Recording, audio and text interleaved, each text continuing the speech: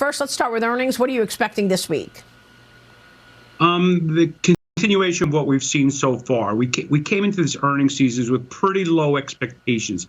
Most economists were talking about 1 to 3% in earnings growth, traditionally 7 to 8% growth. So way, way low expectations. We're kind of beating that. We're in the 3 to 4% range. Even if you back out energy, which has been a huge winner, is still plus for the quarter. So I think pretty much a continuation of what we're seeing so far.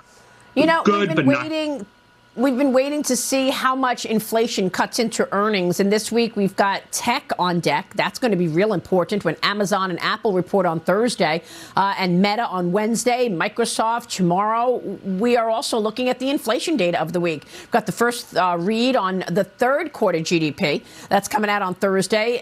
The economists out there are expecting growth. They're looking for the first read of the third quarter to show 2.1% growth after 2 quarters of contraction. We'll get the September personal consumption expenditures report. That's one of the Fed's favorites on inflation.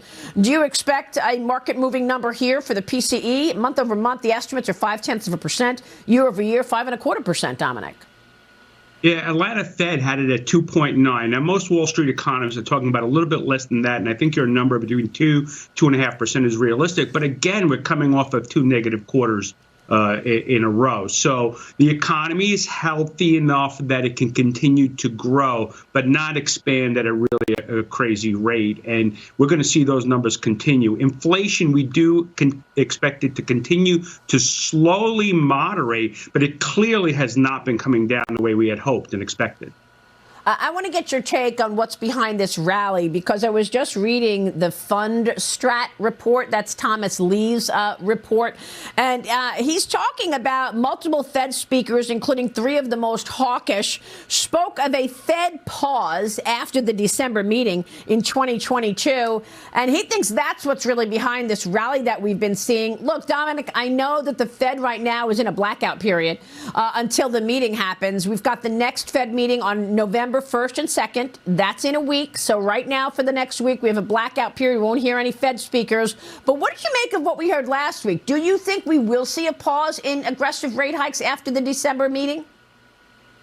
So first to Tom Lee, he's been incredibly optimistic all year long. Unfortunately, that really hasn't worked out. But what markets are looking at right now is we kind of bounced off that 35.50 on the S&P 500, which was a good support level. I do think we get a decent rally in here, which is what we're getting right now. But I don't believe it gets much higher than 3,900, 4,000 on the S&P. And that's because the Fed's going to make their announcement on interest rate hikes. I do see 0.75% again, Maria, and I don't see their policy softening until at least after the first of the year. The question there is, has the economy been pushed too far over the edge and we go into a recession or a deep recession? That's the fear factor right now. It sounds like you think this is still one of those bear market rallies.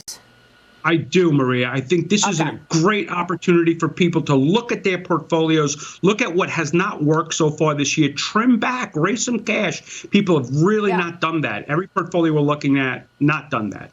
Well, I think it's great that you mentioned, we want to watch to see how severe these rate hikes have been. And you're seeing that in housing already. The 30-year fixed mortgage rate now at 6.94%.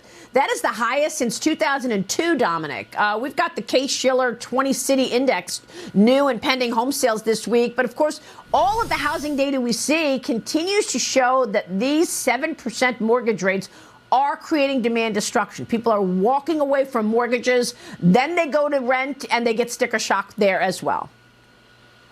Yeah, Maria, one really interesting stat. Somewhere close to 80% of the mortgages in this country today are in the 3% range. So even if you want to upgrade your house, if you want to move, you go, I got to give up that 3.5% mortgage for a 7% mortgage. That is really putting the brakes on people's motivation to move and upgrade their house. I'm seeing it in my own clients. I've seen clients go, you know what, I'm thinking I'll rent for a little while, see what happens with the economy next year. Maybe we go into recession. So we're seeing in new housing starts, we're seeing in homes that are available for sale. There has been a real brakes on real estate growth in this country.